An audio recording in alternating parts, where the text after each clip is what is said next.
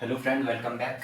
एक नए सेशन में आपका स्वागत है। ठीक है, आज का जैसे आप टॉपिक देख रहे हो क्या, physical property of carboxylic acid. देखो यार, ठीक है, एग्जाम का टाइम है, अभी पेपर बैक चले गया। ठीक है, मेरी अभी बात हुई थी एक स्टूडेंट से, तो वो कह रहे थे अभी थोड़ा पढ़ना थोड़ा कम कर दिया। आपको ना पढ़ना कम नहीं करना है, ठीक है, मतलब कम कम पढ़ो लेकिन रिवीजन ज़्यादा करो। ठीक है, क्योंकि आपने पढ़ा हुआ है, अब आपको छोड़ना नहीं है। ठीक है, आपको सिर्फ क्या करना है, मल्टीपल टाइम उसको रिवीजन करना है। ठीक है, देखो पहला टॉपिक है फिजिकल प्रॉपर्टी ऑफ, आज का टॉपिक जो हमारा physical property of carboxylic acid. देखते हैं पहला। फर्स्ट है फिजिकल स्टेट।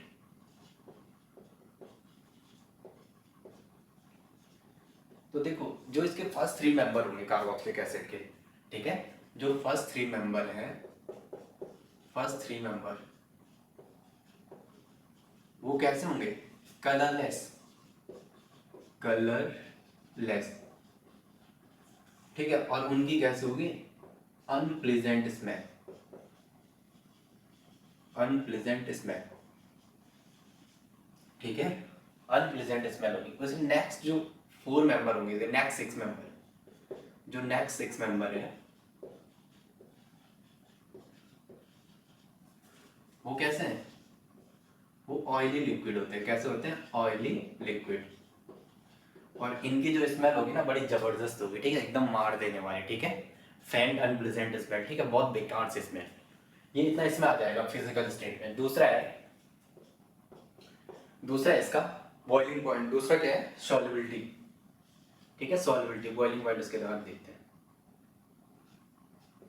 SOULBILITY, solubility. देखो देखो जी, इसके फर्स्ट फोर मेंबर होंगे, first four member, first four member जो है कार्बोक्सिलिक एसिड के, समझ रहे हो ना आप, ये RCOH है। तो पहला तो आपको पता है एच ही रख के आता है, फॉर्मिक एसिड। दूसरा इथेनोइक एसिड। ठीक है, ये करके जो आप करते हो। ठीक है, तो फर्स्ट फोर मेंबर जो होंगे, फर्स्ट फोर मेंबर्स वो क्या होंगे, वेरी सॉल्युबल होंगे वाटर में, वेरी या highly soluble in water, highly soluble, soluble है SOLUBLE, highly soluble in water. मतलब इनकी सॉल्युबिलिटी क्या रहेगी, ज्यादा रहेगी। ठीक है, उसके बाद जो नेक्स्ट वाटर में क्या होगी, इनकी सॉल्युबिलिटी बहुत ज्यादा होगी। ठीक है, उसके बाद जो नेक्स्ट सिक्स मेंबर होंगे, ठीक है, ये पहले चार मेंबर की बात करते हैं। ठीक है, पहले इसे डिस्कस करते हैं। जो फर्स्ट फोर मेंबर होते हैं उनकी सॉल्युबिलिटी बहुत ज्यादा होती है। और जो ये सॉल्युबिलिटी होती है, ठीक है, जो सॉल्युबिलिटी है, जो सॉल्युबिलिटी है वो डिक्रीज होगी कब, जब मोलिकुलर मास इंक्रीज होगा। जब क्या होगा, molecular mass, molecular mass increase होगा। ठीक है, यहाँ पे ये समझो कि सॉल्युबिलिटी यहाँ पे डायरेक्टली किससे रिलेटेड हो रही है, इस R ग्रुप का जितना ज्यादा साइज होगा सॉल्युबिलिटी उतनी कम होगी। ये है ना, ये डिक्रीज हो रही है। जब क्या हो रहा है, इसका मॉलिक्यूलर मास बढ़ रहा है, इसका मतलब इसका साइज जितना ज्यादा होगा सॉल्युबिलिटी को डायरेक्टली इफेक्ट करेगा। ठीक है, और ये अल्कोहल और ईथर में भी, ये जो है अल्कोहल और ईथर में भी क्या होते हैं, सॉल्युबल होते हैं। अल्कोहल प्लस ईथर में भी, आपने इनमें से ये कोई भी लिया, इसमें भी क्या होंगे, ये सॉल्युबिलिटी शो करेंगे। ईथर हो या अल्कोहल हो, उसमें भी क्या करेंगे, ये सॉल्युबिलिटी शो करेंगे। अब आप मुझे बताओगे, एक इसमें आता है बेंजोइक एसिड। इतना तो आपको पता चल गया कि ये R ग्रुप डायरेक्टली इफेक्ट करता है। और जो बेंजोइक एसिड होता है, बेंजोइक एसिड, ठीक है, ये जो बेंजोइक एसिड है ये कोल्ड वाटर में तो कम सॉल्युबल होगा, कोल्ड वाटर में स्प्रेंजली सॉल्युबल,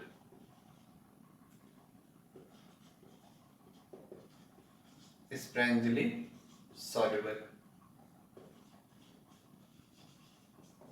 जबकि हॉट वाटर में ये, हॉट वाटर में हाईली सॉल्युबल, हॉट वाटर में क्या होगा, ये हाईली सॉल्युबल। कोल्ड वाटर में उतना सॉल्युबल नहीं होगा, हॉट वाटर में क्या होगा, हाईली सॉल्युबल। अभी हमने देखो फिजिकल स्टेट में बोला फर्स्ट थ्री मेंबर्स जो होते हैं वो कलरलेस होते हैं, उनके अनप्रेजेंट स्मेल होते हैं। नेक्स्ट सिक्स मेंबर है वो ऑयली लिक्विड होती है, इनकी फेंट स्मेल होती है। ठीक है, बहुत जबरदस्त वाली, जो सही नहीं जा सकती। सॉल्युबिलिटी की बात की हमने, सॉल्युबिलिटी में क्या बोला, जो फर्स्ट फोर मेंबर है उनकी वो क्या होते हैं, वाटर में हाईली सॉल्युबल होते हैं। ये RCOH को बोला, सॉल्युबिलिटी जो होगी वो घटेगी कब? जब इस R का साइज बढ़ेगा, मतलब जब मॉलिक्यूलर मास बढ़ेगा। अल्कोहल और ईथर में भी ये सॉल्युबल होते हैं, ठीक है। और हमने कहा फिर एक बेंजोइक एसिड के बारे में, एरोमेटिक्स का। ये क्या है? एरोमेटिक्स का पार्ट। इसमें हमने कहा कोल्ड वाटर में ये कम सॉल्युबल होते हैं और हॉट वाटर में क्या होते हैं? हाईली सॉल्युबल होते हैं। अब आप मुझे बताओगे, डस्टर क्या है मेरा? डस्टर क्या है भाई? डस्टर अच्छा ये रखो, ठीक है। जो सॉल्युबिलिटी है लोअर मेंबर की, वो किसकी वजह से है? It is due to hydrogen bonding. किसकी वजह से है? Hydrogen bonding. देखेंगे जरा, solubility of lower member is due to hydrogen bonding. क्या है? Solubility of lower member is due to hydrogen bonding. Solubility जो है लोअर मेंबर की, वो क्यों है?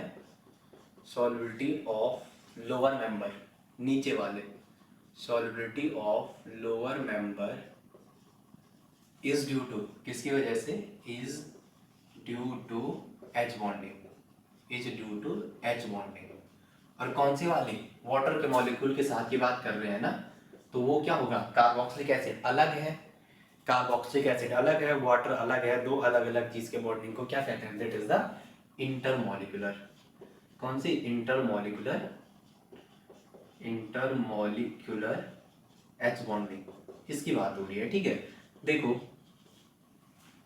ये आर है, आर सी पे double bond O and O H, ठीक है। ये इसके लोन पेयर, ये इसके लोन पेयर, ये इसके लोन पेयर। यहाँ मैंने वाटर का मॉलिक्यूल ऐसे ले लिया और यहाँ भी मैंने वाटर का मॉलिक्यूल ऐसे ले लिया, ठीक है। ये इसके लोन पेयर, ये इसके लोन पेयर। देखो तो यहाँ पे क्या होगा? ये इसका लोन पेयर और ये इसका लोन पेयर। तो यहाँ क्या होगा? ये इसके H के साथ इसका लोन पेयर क्या करेगा? Intermolecular H bonding. क्या शो करेगा? Intermolecular, intermolecular H bonding. और यहाँ भी क्या होगा? यहाँ भी इस लोन पेयर के साथ ये क्या करेगा? खरगोश के कान के साथ इंटरमॉलिक्यूलर H बॉन्डिंग। क्या करेगा? Intermolecular H bonding, intermolecular H bonding. अब आप मुझे बता सकते हो, अगर यहाँ पे H आएगा, सपोज यहाँ देखो, ये C पे डबल बॉन्ड O, यहाँ पे H आया और यहाँ इसका लोन पेयर, यहाँ ये, और यहाँ पे क्या हमारा है? इस H के साथ बॉन्डिंग है, इस H के साथ क्या है? यहाँ पे हाइड्रोजन बॉन्डिंग। और यहाँ पे क्या है? C पे O H, और यहाँ पे क्या है? इस ऑक्सीजन के लोन पेयर के साथ हाइड्रोजन बॉन्डिंग। यहाँ पे ये, यहाँ पे ये, यहाँ पे ये। अब आप देखो ध्यान से, जब मैंने R इक्वल टू H रखा, इस R इक्वल टू H रखा, तो इस टाइम इसकी सॉल्युबिलिटी पे उतना इफेक्ट नहीं पड़ेगा, क्योंकि लोन पेयर और हाइड्रोजन का साइड क्या है? बहुत छोटा, तो ये सॉल्युबिलिटी को उतना अफेक्ट नहीं करेगा। लेकिन मेरे प्यारे बच्चों, जैसे ही मैंने इसकी जगह यहाँ पे इस H को मैंने रिप्लेस कर दिया R इक्वल टू CH3, तो अब क्या होगा? देखो R इक्वल टू जब मैं CH3 करूँगा तो यहाँ पे क्या होगा? यहाँ देखो मैं इसी में मॉडिफाइड कर रहा हूँ, ठीक है। ये अलग कर देता हूँ, देखो ये C, ये H, ये H और ये H। और यहाँ पे देखो ये C डबल बॉन्ड O, और यहाँ इसका क्या था? Lone pair. और यहाँ इसका लोन पेयर किसके साथ था? इस H2O के मॉलिक्यूल के साथ क्या शो कर रहा था? H bonding, intermolecular. और यहाँ क्या है? O H, और यहाँ क्या? वाटर का मॉलिक्यूल, ये H, ये H, और यहाँ इसके लोन पेयर के साथ क्या था? Hydrogen bonding. यहाँ एक लोन पेयर ये। अब देखो आप प्यारे बच्चों, यहाँ पे एक लोन पेयर होगा, यहाँ भी लोन पेयर होगा। यहाँ देखो, यहाँ ये मिथाइल ग्रुप इस लोन पेयर के साथ क्या शो कर रहा है? रिपल्शन। क्या शो कर रहा है? रिपल्शन। और इससे ही हम क्या कहते हैं? Steric hindrance. क्या कहते हैं? Steric hindrance. अब आप मुझे बताओ, आपको ये दिख रहा है? थोड़ा मैं चेक करता हूँ, ठीक है। आपको ये दिख रहा है? हाँ दिख रहा है आपको, ठीक है। देखो यहाँ पे क्या हो रहा है? Steric hindrance. यहाँ मैंने R इक्वल टू CH3 रखा, अभी मैंने R इक्वल टू क्या रखा इसमें? CH3। और जब C2H5 रखूंगा तो यहाँ पे एक H आएगा और वो CH3 वो क्या करेगा? और रिपल्शन, मतलब यहाँ पे H और एक C बाहर, उसके 3 है, वहाँ और क्या करेगा? और ज्यादा रिपल्शन। इसका मतलब जितना बड़ा बल्की ग्रुप होगा वो सॉल्युबिलिटी को उतना अफेक्टेड करेगा, मतलब जितना बड़ा बल्की ग्रुप होगा सॉल्युबिलिटी उतनी कम होगी। क्यों? क्योंकि बल्की ग्रुप आएगा, बड़ा ग्रुप आएगा तो मॉलिक्यूलर मास बढ़ेगा, मॉलिक्यूलर मास बढ़ेगा तो स्टैटिक हिंड्रेंस बढ़ेगा, और स्टैटिक हिंड्रेंस बढ़ेगा तो सॉल्युबिलिटी घटेगी, ठीक है। मैं लिख रहा हूँ यहाँ पे, लिख रहा हूँ अगर एल्काइल ग्रुप का, एल्काइल ग्रुप, इसका अगर साइज बढ़ेगा, इस आर का अगर साइज इंक्रीज होगा तो क्या होगा, बोल रहे मोलिकुलर मास बढ़ेगा। क्या होगा, मोलिकुलर मास इंक्रीज होगा। आगे बताओ, मोलिकुलर मास बढ़ेगा तो क्या होगा, मोलिकुलर मास बढ़ेगा तो स्टेरिक हिंड्रेंस बढ़ेगा। क्या बढ़ेगा, स्टेरिक हिंड्रेंस बढ़ेगा, स्टेरिक हिंड्रेंस इंक्रीज होगा। और स्टेरिक हिंड्रेंस बढ़ेगा तो सॉल्युबिलिटी घटेगी। ये आपको ऐसा पेपर में लिखना है, ठीक है। सॉल्युबिलिटी डिक्रीज होगी। कर लोगे आप लोग इतना, ठीक है। थोड़ा मैं इंक भर देता हूँ, ठीक है। इसमें सॉल्युबिलिटी क्या होगी, डिक्रीज होगी। इंक का है, अरे भाई इंक का है, चलो अभी पता नहीं कहाँ रखी हुई है, कभी नहीं मिल रही इस टाइम। देखो तो सॉल्युबिलिटी घटेगी, ठीक है। कर दोगे ना इतना, जितना बड़ा साइज होगा बल्कीनेस होगा, जितना बड़ा बल्की ग्रुप होगा साइज बढ़ेगा, साइज बढ़ेगा तो मॉलिक्यूलर मास बढ़ा तो साइज बढ़ा, साइज बढ़ा तो सॉल्युबिलिटी घटा, बोला स्टेरिक हिंड्रेंस, ठीक है। अब नेक्स्ट देखते हैं इसमें बॉइलिंग पॉइंट, ठीक है। क्या देखते हैं, बॉइलिंग पॉइंट।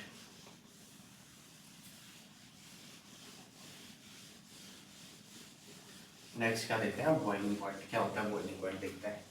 नेक्स्ट है हमारा बॉइलिंग पॉइंट, ठीक है। Boiling point, boiling point. अब देखो यार बॉइलिंग पॉइंट क्या है, ठीक है। देखो बॉइलिंग पॉइंट में क्या होगा, देखो कार्बोक्सिलिक एसिड का बॉइलिंग पॉइंट हाई होता है। कार्बोक्सिलिक एसिड का जो है वो बॉइलिंग पॉइंट जो होगा बीपीटी, वो क्या होगा, हाई होता है। हाई होता है, क्यों होता है, क्योंकि यहाँ क्या होता है, इंटरमॉलिक्यूलर हाइड्रोजन बॉन्डिंग। क्या होता है, इंटरमॉलिक्यूलर एच बॉन्डिंग, ठीक है। Intermolecular hydrogen bonding. अब कार्बोक्सिलिक एसिड का मैंने कहा बॉइलिंग पॉइंट हाई होता है, क्यों होता है, क्योंकि वहाँ पे क्या होता है, इंटरमॉलिक्यूलर हाइड्रोजन बॉन्डिंग। अब आपको याद होगा मैंने आपको कुछ दिन पहले वॉट ऑफ फैक्टर पढ़ाया था ना प्रीवियस ईयर, उसमें मैंने क्या बोला था, यहाँ ये आई की वैल्यू ग्रेटर देन 1 या लेस देन 1, पीछे चेक कर दो। क्योंकि यहाँ पे क्या होता है, डाइमर फॉर्मेशन। क्या होता है, डाइमर का फॉर्मेशन, ठीक है। कार्बोक्सिलिक एसिड का बॉइलिंग पॉइंट हाई होता है, इंक्रीज या हाई होता है, क्यों होता है, हाई लिखते हैं यहाँ पे। बॉइलिंग पॉइंट जो है वो हाई होता है, क्यों होता है, क्योंकि इंटरमॉलिक्यूलर हाइड्रोजन बॉन्डिंग होती है और वो वहाँ पे क्या होता है, डाइमर का फॉर्मेशन होता है, ठीक है। ये डाइमर बनाया था अगर आपको याद होगा, फिर भी एक बार और बना लेते हैं। R C double bond O, O पे एच, यहाँ ऐसे लिया, सी पे डबल बॉन्ड ओ, यहाँ ओ एच। तो यहाँ देखो, यहाँ होगा नहीं होगा, इसके साथ एच बॉन्डिंग, इसका लोन पेयर इसके साथ H bonding. This is the formation of dimer. यहाँ पे क्या बना, this is the formation of dimer of carboxylic acid, dimer of carboxylic acid, dimer of carboxylic acid. देखो यार एक क्वेश्चन यहाँ से ये राइज हो सकता है आपके पास कि अल्कोहल जो इंटरमॉलिक्यूलर हाइड्रोजन बॉन्डिंग होती है, अल्कोहल और कार्बोक्सिलिक में ज्यादा स्ट्रॉन्गर कौन सी होगी। तो देखो अल्कोहल की अगर मैं वाटर के साथ हाइड्रोजन बॉन्डिंग दिखाऊंगा, यहाँ पे मैंने H2O का मॉलिक्यूल लिया, ये है एक, मैंने सपोज यहाँ से लिया, एक यहाँ से लिया, एक ये लिया, ठीक है। ये अल्कोहल है, this is the alcohol and this is the water. और एक मैंने कार्बोक्सिलिक एसिड लिया ऐसे ही, यहाँ वाटर का मॉलिक्यूल लिया, अरे अरे अरे, ये इसका लोन पेयर, ये इसका लोन पेयर, यहाँ हाइड्रोजन बॉन्डिंग इंटरमॉलिक्यूलर, ठीक है। H bonding intermolecular H bonding, ठीक है। इंटरमॉलिक्यूलर एच बॉन्डिंग, यहाँ भी क्या है, इंटरमॉलिक्यूलर एच बॉन्डिंग। आप मुझे बताओगे किसका ज़्यादा स्ट्रॉन्गर होगा, किसका ज़्यादा स्ट्रॉन्गर होगा, बताओ आप किसका ज़्यादा स्ट्रॉन्गर होगा, किसका ज़्यादा स्ट्रॉन्गर होगा, इसका या इसका। मेरे प्यारे बच्चों कार्बोक्सिलिक का ज़्यादा स्ट्रॉन्गर होगा, क्यों होगा, क्योंकि यहाँ पे जो ये वाला बॉन्ड है, इसके बगल पे क्या रखा है, एक electron withdrawing group, this is the carbonyl is the CO क्या है, एक powerful electron withdrawing group, CO is the electron withdrawing group. यहाँ पे लिख भी देता हूँ, EWG लिखोगे आप समझ जाओगे। CO is a powerful electron withdrawing group, क्या है, एक पावरफुल इलेक्ट्रॉन विड्रॉइंग ग्रुप। अगर ये पावरफुल इलेक्ट्रॉन विड्रॉइंग ग्रुप है, ये वाला अगर पावरफुल इलेक्ट्रॉन विड्रॉइंग ग्रुप है, तो ये वाला बॉन्ड क्या होगा, मोर पोलराइज्ड होगा। क्या होगा, मोर पोलराइज्ड होगा। और ज्यादा पोलराइज्ड होगा तो आप कह सकते हो कि ये वाला क्या होगा, यहाँ जो H बॉन्डिंग है वो स्ट्रांग होगी, H बॉन्डिंग जो है वो स्ट्रांग होगी। और फिर आप क्या कह सकते हो, इसका boiling point hence boiling point high होगा, हैंस क्या होगा, जो BPT होगा वो क्या होगा, हाई होगा। कार्बोनिल एक इलेक्ट्रॉन विड्रॉइंग ग्रुप है, एक बार और समझा रहा हूँ, पूछेगा आपको कि ये वाली जो H बॉन्डिंग है, ये वाली H बॉन्डिंग है ज़्यादा स्ट्रॉन्गर कौन सी है, तो आपको डायरेक्टली बोलना है जो कार्बोनिल ग्रुप में है, जो कार्बोनिल ग्रुप में हो रही है, यहाँ जो CO है, ये OH जो बॉन्ड है, यहाँ पे CO जो ग्रुप आ रखा है, ये CO, ये पावरफुल इलेक्ट्रॉन विड्रॉइंग ग्रुप है, तो ये इस वाली इलेक्ट्रॉन डेंसिटी को ज्यादा पोलराइज करेगा। इसका मतलब ये वाला बॉन्ड ज्यादा पोलराइज होगा। जो बॉन्ड ज्यादा पोलराइज है, इसका मतलब वहाँ जो H बॉन्डिंग है ये वाली, ये ज्यादा स्ट्रॉन्ग होगी, ये पोलराइज है तो ये भी पोलराइज होगा, और ये वाला बॉन्ड भी पोलराइज होगा। इसका मतलब ये ज्यादा स्ट्रॉन्गर होगा, ये इसके और पास आना चाहेगा, और ज्यादा पास आना चाहेगा, तो 100% उसका बॉइलिंग पॉइंट क्या होगा, ज्यादा होगा। नेक्स्ट बात करते हैं मेल्टिंग पॉइंट की, किसकी, मेल्टिंग पॉइंट की।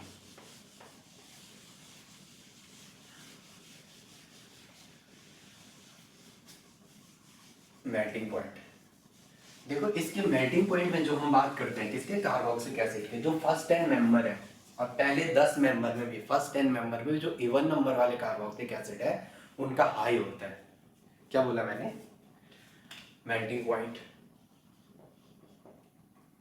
मेल्टिंग पॉइंट क्या कहा मैंने, मेल्टिंग पॉइंट है, मेल्टिंग पॉइंट है, मैंने ये कहा first 10 member of carboxylic acid, और उस फर्स्ट 10 में भी जिनमें जिनका इवन नंबर ऑफ कार्बन है, जिनमें जिनमें even number of carbon atom है कार्बोक्सिलिक एसिड में, फर्स्ट 10 के, जैसे 2 4 6 8, इनका क्या होगा, हाई होगा। किसके कंपेयर में, अदर के कंपेयर में, ठीक है।